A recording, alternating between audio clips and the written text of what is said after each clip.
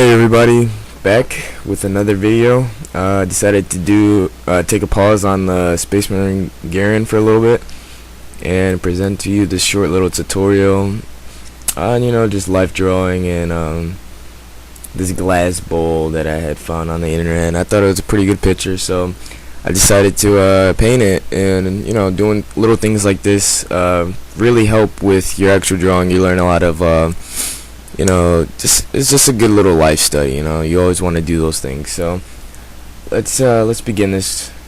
It's gonna be very short, so very brief.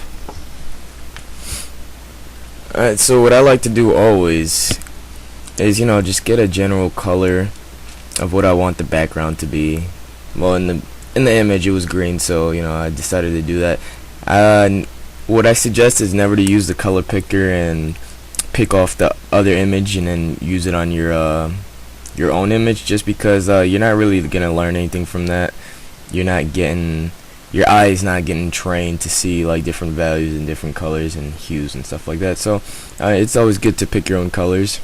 So right now what I'm doing is basically just laying out all the colors in the scene, and now I'm going into a small little line drawing just to help pave the way. Just to set like a ground plane, so I know like what I'm drawing and where it's gonna fit on the page.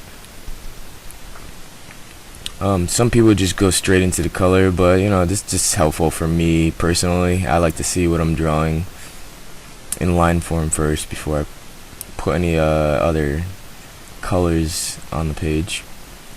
So right now I'm going into putting the cherries, slightly just adding little small color variations.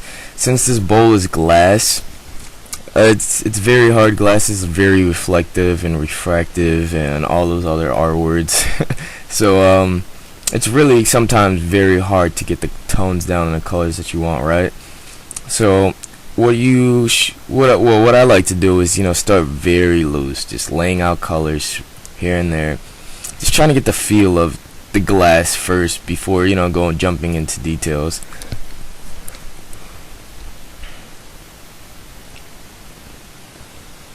And I'm just quickly working basically the whole image. You don't want to detail just a cherry and then have like a highly detailed cherry and then everything else doesn't look too good. You want everything to feel the same level of polish. So after I basically get all my midtones down and everything else, I start adding in small little highlights. I don't go too high up on the hue saturation. I just add enough highlights so it's a different contrast between the darks and the lights. The extreme bright highlights come later in the image. So what I'm doing here, just adding the small little, like I said, the small little highlights, refining it, adding some more darks too.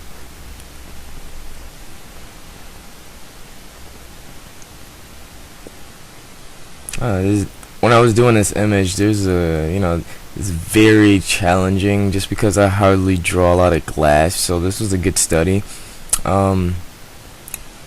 Especially with this glass bowl, since there's a lot of curves and turning, so like the light gets obscured and scattered and stuff like that. So this is a really good training for yourself. You get to see how glass actually looks. You get to really observe how the light like reflects off of different surfaces. Stuff like that we kind of take for granted, but it's actually very interesting.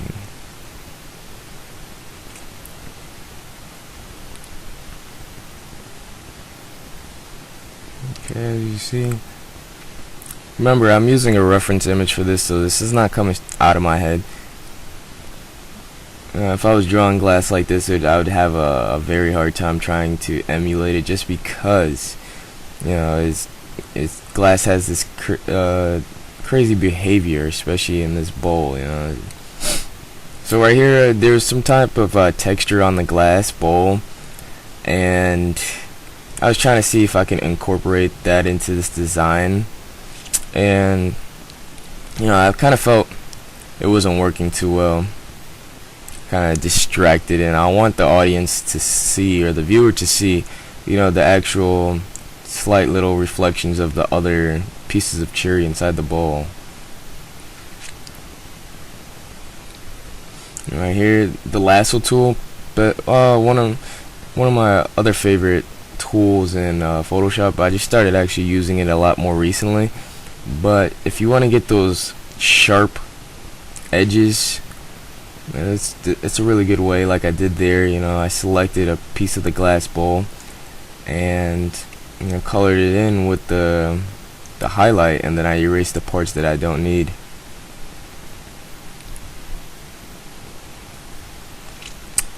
Another thing, I try to keep everything simple, not too many layers on this one. Most of my life studies I try to do that just to, so I can try to limit myself in the amount of layers I do. In Space Marine Garen, most of the stuff that come from imagination, I use a lot more layers just because I don't want to, be stuck and flatten the whole image, and then like I decide to change something and I can't go back. But life studies, you can always go back and change whatever you want. So, keeping it to 1, 2, 3, 4 layers, it's not too bad.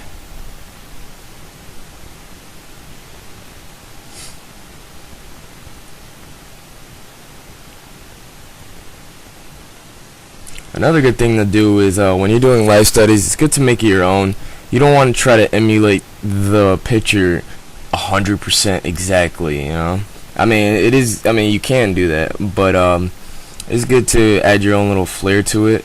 One thing that's pretty good that some people do is, they like to lead the eye around the life drawing, like pictures are 100%, how would I say, sharp, like all areas of the picture, it's perfect, but you as an artist can choose to lead the eye around different pieces of your picture, you know what I mean?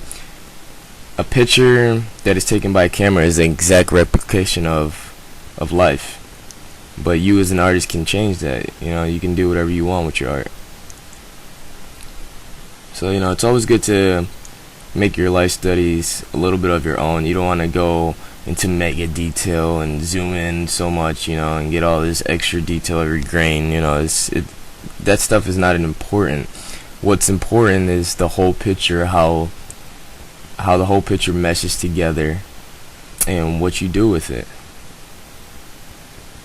Just my little input, or my thoughts on, doing life studies and stuff like that.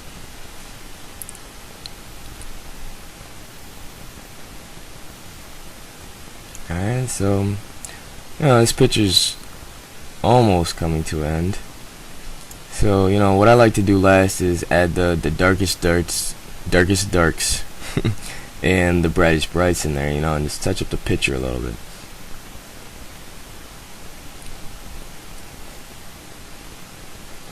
And you see me still trying to incorporate that little design inside the glass bowl, but overall it's just not working.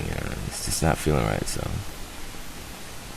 alright, so this is my actual detailing of this. I just zoom in with the chalk brush and with texture, and just try to add just interesting things to it. Make the cherries kind of stand out, kind of make them jump off the page and make you want to eat them.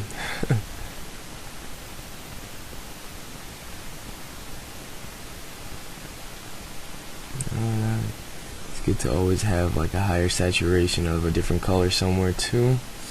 As you can see, like that higher green color saturation in the bottom right corner.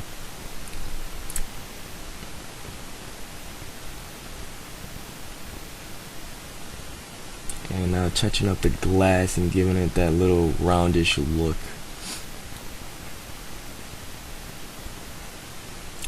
Always remember, wherever your brightest bright is, normally it is followed by a dark.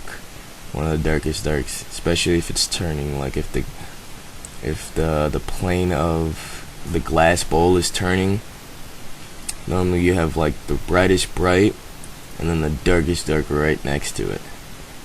And that just pertains to anything in general too.